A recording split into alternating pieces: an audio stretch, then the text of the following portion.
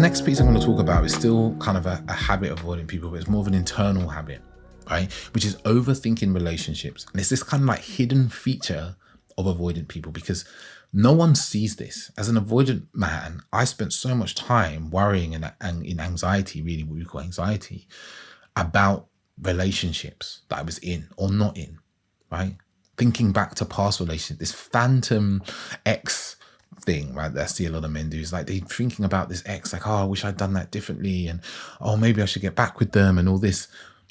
It's this thinking about relationships and the aspects of relationships and how they show up in relationships, but it doesn't look that way, right? If you thought about an avoidant person, you wouldn't think they're thinking about relationships. You think they're thinking about everything else, but actually they are thinking about relationships. And another piece that I see, actually, thinking about it now, and a really common thing for avoidant men is this fault finding. I think I've definitely done a short episode about this fault finding, is looking for flaws in potential partners. This very negative bias towards relationships and partners. So looking for some sort of problem or fault.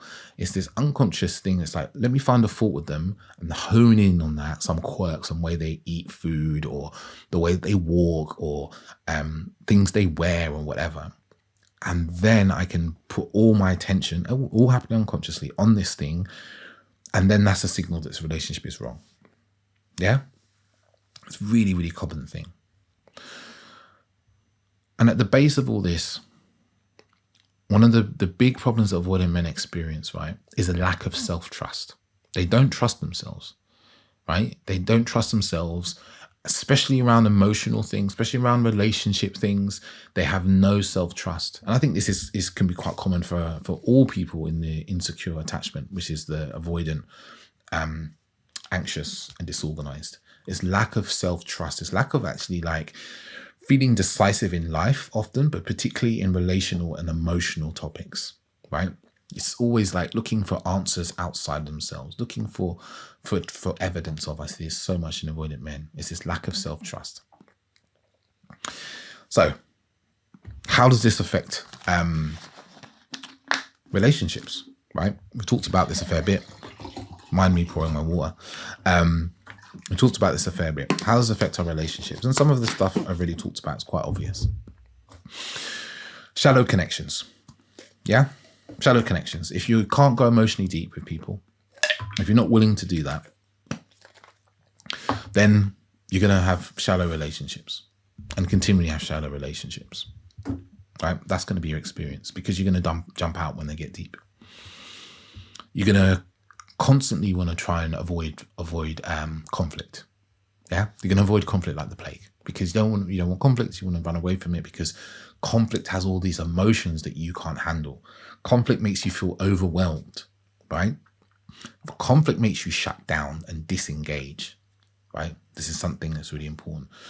As an avoidant man, you're going to have conflict and you're going to go, fuck this, I want to get the fuck out. It's like there's a lion in the room, but yeah?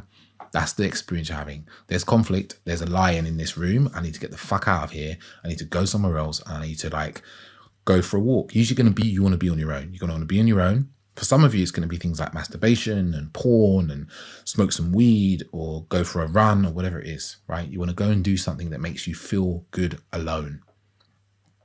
Really important, right? Make you feel good alone.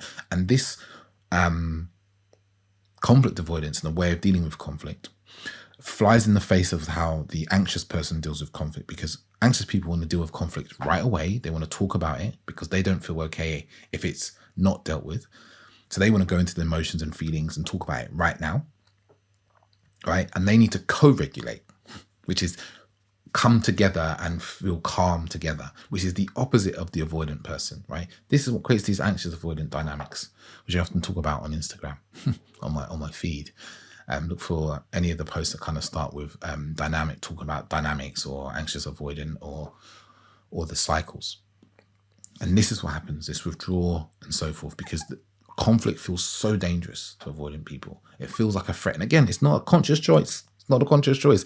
It's this emotional, it's this nervous system response. If their body tightens up, they feel shut down, they feel closed, their head will go down, they won't look at you, they'll look around the room because they feel They feel shit. They feel terrible in the conflict. They can't find words, right? This still happens to me. It's like I'm in conflict with Orsa and I'm like, I don't know what to say. I just want to run away and I just want to be on my laptop and work. Yeah. For me, work is where I go. Having my hydration drink there. So for those of you that can't see, I poured some water, put a hydration tablet in there. So there is this avoidance of conflict. And remember, conflict can come in all sorts of ways, like, relationships, life, friends, family, all these things. Or the potential for conflict is everywhere, because that's also an important piece.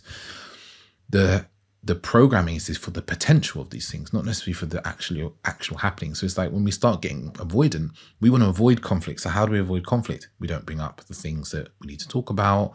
We don't bring up, our needs. We don't talk about the things that are upsetting us, because they lead to conflict. And then what happens? By avoiding the conflict, we create a bigger conflict later on, right? Because we've shut down or we've not talked about the things that need to be talked about, which creates bigger emotions that we can't handle, which reinforces the idea that we should avoid conflict. Yeah? Really important. You see these cycles of things happen. It's just vicious. It's vicious. If you don't do anything about it, it just goes on for years. Like, it's vicious. Like, I look at some people in my family and they're avoiding. They're in their 70s, right? Ain't changed. I meet men sometimes and they're like 55 and they've been in this cycle of avoidance their whole life. They've been through 2-3 marriages and it hasn't changed, right? They got 4 or 5 kids, 3 different women, and they're seeing it in their kids and they're avoidant towards their children and their emotions, and they're going to create avoidant children because of that. That's one of the things that really spurred me, as a side note, spurred me to make a change, was I didn't want my kids to experience what I had experienced and to feel like I did about relationships. So I was like, I need to do this for them. I need to make this change for them. And it's important to remember when it comes to conflicts, avoidant people don't experience conflict as like, oh, we can have this conflict and then we can be really happy together. No, they experience conflict as like, this is going to be horrible. It's going to be painful.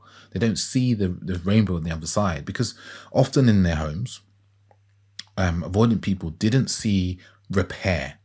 The sad thing is really common. A lot of us don't see repair between our parents, but avoidant people didn't see repair and kind of coming back together, not the happy ever after, but like the makeup. So they don't have an embodied experience. The nervous systems don't know what it feels like to have repair that feels good. So it takes a lot of work with them to do that, to like taking them through that sort of work. For avoidant men, there's this underlying loneliness as well, right? In relationship, feeling lonely in the relationship, fighting for independence constantly, for this kind of like being free. Man, me also have some jokes about my freedom desiring things, but there's always this feeling of loneliness inside the relationship, often feeling misunderstood and not known, right? And that struggle for deep connection, because we are creating, avoidant men are creating this loneliness in themselves. And I think it's exacerbated in the world we live in now, where everything's online, like dating's online, friendships are online, all these things are online, that there's these weak connections often that don't have much depth to them. So it's very easy to live in that, And then, we look at loneliness in men, and the struggles with friendship, and it's deeply connected to attachment styles in my eyes. The struggle to make friends and keep connections and maintain connections through, communication, regular communication, sending messages, asking someone how they're doing, asking them how their job interview went, all those things that help create connection and keep connection going. Avoidant men often will forget about, or they under-index the importance of them, right? They under-index how important those things are. So they just forget them and leave them, right? And this damages their romantic relations, but also their friendships. So this is a really toxic trait, this next trait in relationship we're going to talk about for avoidant men, right? Which is this kind of self-justifying behavior of like, I'm not the problem. You're the problem. You need to change. And if you stop being emotional, you stop being needy, right? And I say this because I laugh a bit, because I can definitely see where I was like this for many years. Is like, if you change, everything's going to be fine. It's like pushing the problem away. Right? Because if an avoidant man has to realize that he is part of the problem, he's not 100% the problem, but part of the problem, then he has to also have to feel the shame of what? Feeling not good enough, right? Because if I'm the problem, I'm not good enough. That's what often we come to, not consciously, but there's like this unconscious, semi-conscious part of our brains that's thinking this, right? So we want to push shame away, right? And I'm not saying this is just avoidant people, because I think the same thing happens with anxious people as well, and disorganized people. We struggle with, the whole thing of like, we've caused people pain, because once we acknowledge we've caused people pain, we're part of the problem, right? So we want to move away from that.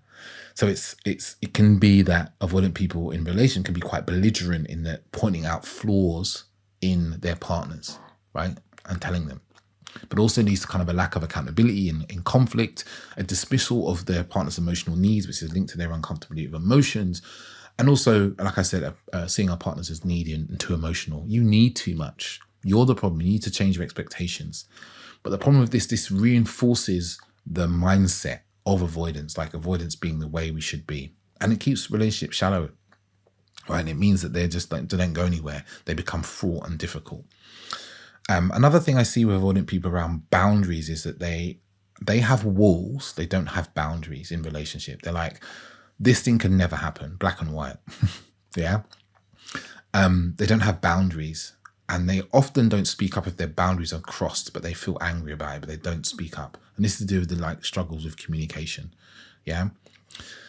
And I think one of the deeper things that's kind of coming to me now, I was reading through a testimonial sheet, well, the enrollment sheet for one of my programs last year. A lot of avoidant men said in relationship, they don't believe that anyone's going to care about how they feel. I'll say that again. Avoidant men deeply feel that no one's going to care about how they feel or what's going on in their lives. So they don't share those things.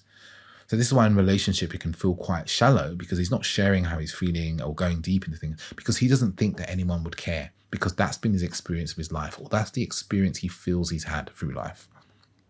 So all this counts to having this really difficult relationships that just don't really go anywhere. They're fraught with stress, anxiety, arguments, disconnection, blame, shame, all these things. And I say that as someone who's been in those relationships.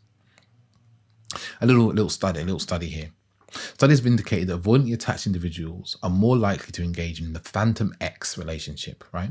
Where they keep past partners in mind as an escape route from current commitment.